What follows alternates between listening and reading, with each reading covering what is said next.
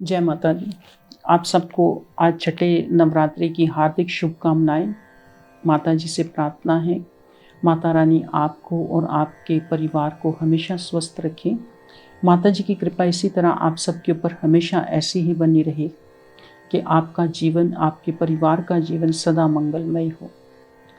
आज छठी नवरात्रि के बारे में बात करेंगे। जैसा कि देवी भागवतम पुराण में वर्णन किया गया है, माता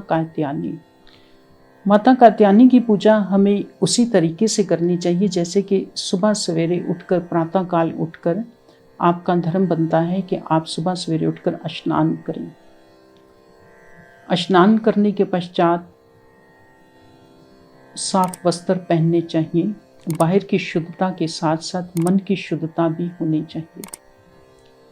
आप जिसके लिए उठे हैं, आप जिसके लिए आपने नींद का त्याग किया है, उसी को पाने के लिए हृदय से माँ भवानी का नाम का जप करते हुए आप अपने घर के अंदर जो आपने माता का स्थान बना रखा है वहाँ पर जाते हैं और उसी तरीके से माता कात्यायनी का जो स्थान है उसको गंगा जल से या गौमूत्र से आप उसको शुद्ध करते हैं। माता कात्यायनी एक कात्यायन ऋषि जो थे, उन्होंने बहुत दुर्लभ माता का भजन किया। माता की भक्ति करके उन्होंने माता से वर मांगा कि आप हमारे घर में पुत्री के रूप में जन्म लें। माता भगवती जगदम्बा ने कात्यायनी के रूप में उन्होंने उनके घर में जन्म लिया। माता सिंह पर सवार हैं और इनकी 18 भुजाएं हैं। तमाम हाथों में अस्त्र शस्त्र धारण किए हुए हैं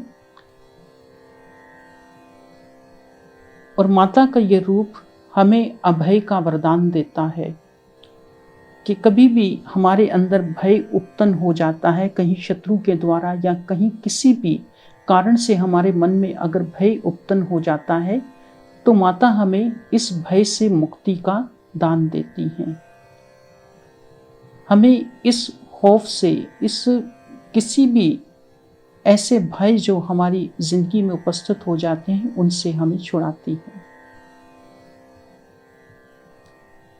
यहां पर एक बात का वर्णन करते चलें कि जब जब युग बीतते हैं, जैसे भगवान श्री हरि जी के अवतार आते हैं, इसी तरह माता के भी अवतार होते हैं। कभी वो चंद्रघंटा के रूप में आकर महिषासुर का वध करती हैं, तो कभी कात्यायनी के रूप में आकर वध करती हैं। इसका अर्थ हम बाद में बताएंगे।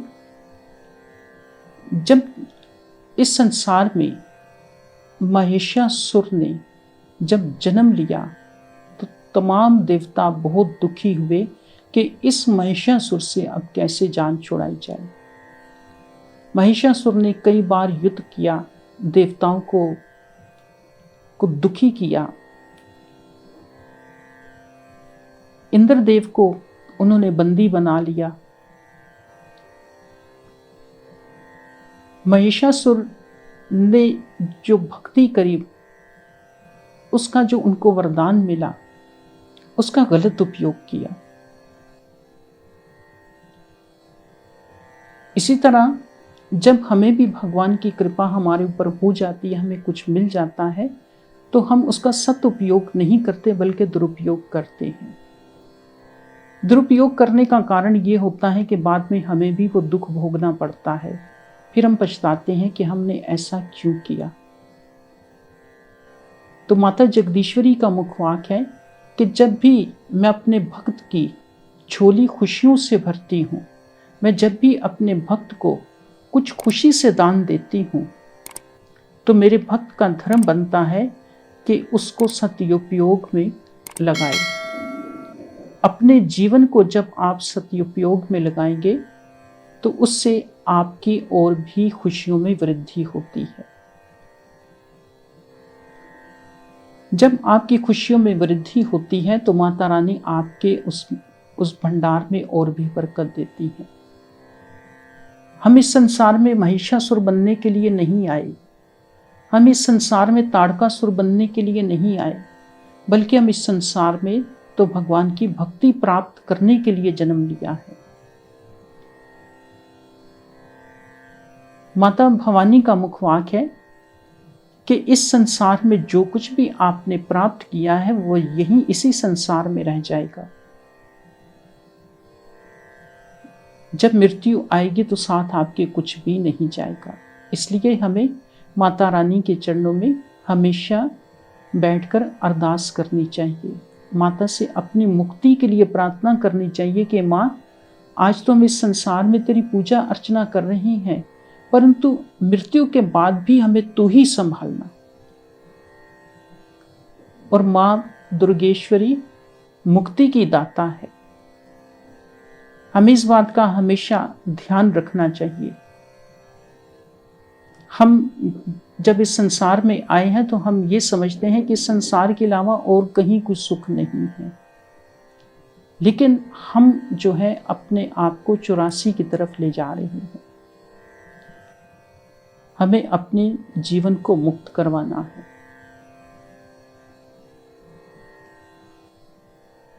महिषासुर ने जब बहुत देवताओं को पीड़ित कर दिया, तमाम देवता बहुत दुखी हुए। तमाम देवता बहुत दुखी हुए। उस समय तमाम देवता त्रिदेव ब्रह्मा विष्णु महेश के पास गए। जब वो ब्रह्मा विष्णु महेश के पास गए तो उनसे विनती की कि हे भगवान, हमारे दुखों को दूर कीजिए और महिषासुर राक्षस का वध कीजिए। देवी भागवतम पुराण के अनुसार माता कात्यायनी माता एक ही है, परंतु माता के कई रूप हैं। एक माता कात्यायनी कात्यायन ऋषि के घर में जन्म लिया। माँ भगवती ने, माँ दुर्गा ने वहां पर जन्म लिया, अवतार हुआ।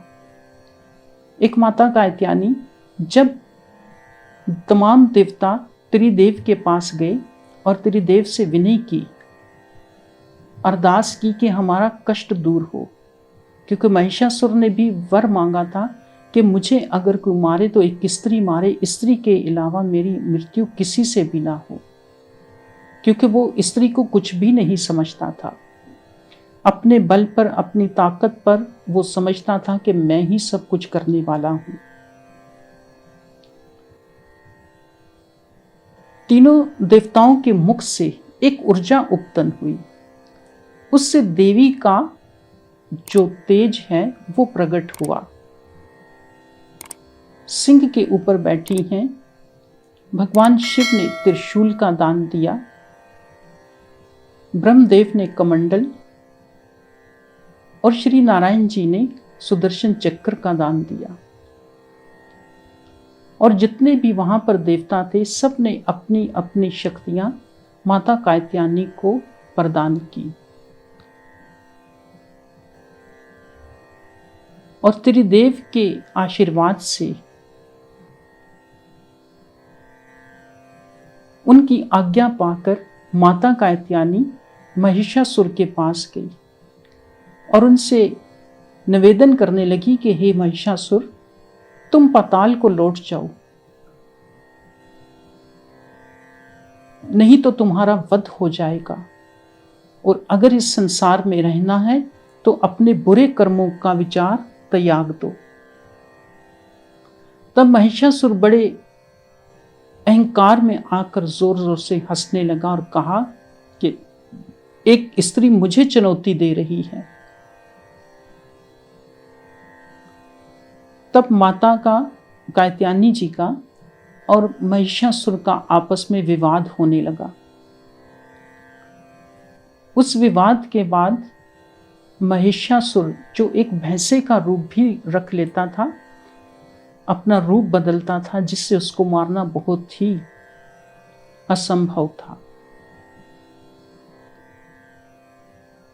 तब माता रानी ने 9 दिन और 9 रातों तक उसके साथ युद्ध किया।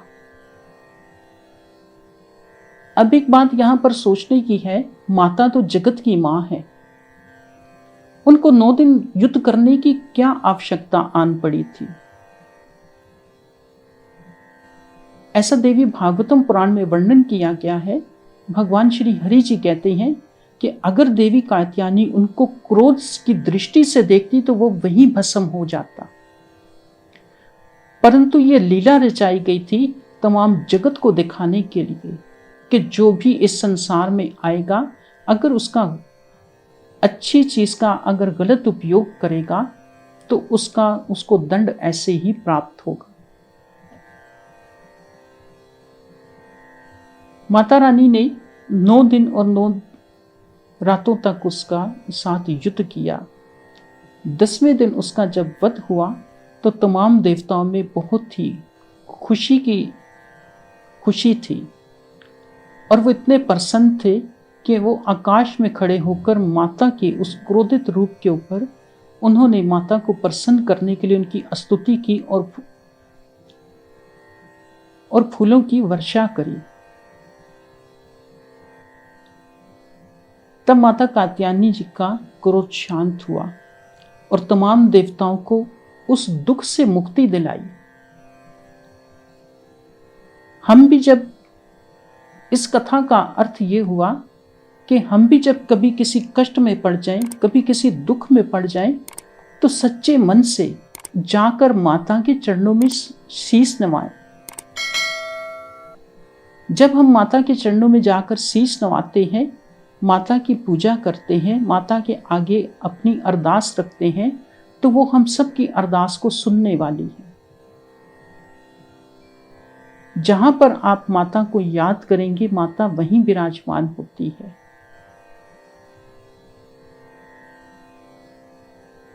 ज्योति स्वरूप दुर्गा माता के सभी रूप हैं, महालक्ष्मी, महासरस्वती और महाकाली, और वही माता पार्वती जी के बहुत सारे अनेकों रूप हैं जिनको हमें बारंबार नमन करना चाहिए। जिसको हम कहते हैं खुदा की कुदरत, इसको हम कहते हैं भगवान की माया, जो समझ में नहीं आती। इसलिए हमें माता रानी के चरणों में हमेशा विनती करनी चाहिए और हर एक स्त्री को, हर एक कन्या को माता का ही स्वरूप समझना चाहिए। चाहे उसका वो कैसी ही उसकी आदतें क्यों ना हो, लेकिन हमारा यह धर्म बनता है कि हम माता का ही रूप देखें। जब हम माता को प्रसाद अर्पण करते हैं, इसके बारे में भी सुन लें कि माता को प्रसाद क्या अर्पण होता है। माता को पीले रंग के फूल और पीले रंग का प्रसाद अर्पण किया जाता है, जिससे वो बहुत प्रसन्न होती है। माता कात्यायनी जी का देवी भागवतम पुराण में मुख्य वाक्य है कि जब भी मेरे नाम का प्रसाद दो, जिनके पास समर्था है वो अवश्य मेरे नाम का प्रसाद दान करें, और जिन भक्तों के पास इतनी समर्था नहीं है, वो सिर्फ 2 हाथ जोड़कर मेरे आगे विनती कर लेते हैं, तो मैं उसी से प्रसन्न हो जाती हूँ। और मैं उन लोगों के दिए हुए यज्ञ या भंडारे कभी भी स्वीकार नहीं करती हूँ जो अहंकार पूर्ण होते हैं। जिनके मन में अहंकार होता है, मैं उनके भंडारे कभी भी स्वीकार नहीं करती हूँ। इसलिए हमारा यह धर्म बनता है कि जैसे हम अपने शरीर को शुद्ध करते हैं, अपने मन को भी वैसे ही शुद्ध रखना चाहिए, जिससे कि हमें भगवान की प्राप्ति हो। आखिर में एक बार फिर आप सबके लिए प्रार्थना है, माता रानी आप सबको हमेशा खुश रखें। माता रानी की कृपा आप पर और आपके परिवार पर हमेशा ऐसे ही बनी रहे। जय माता दी।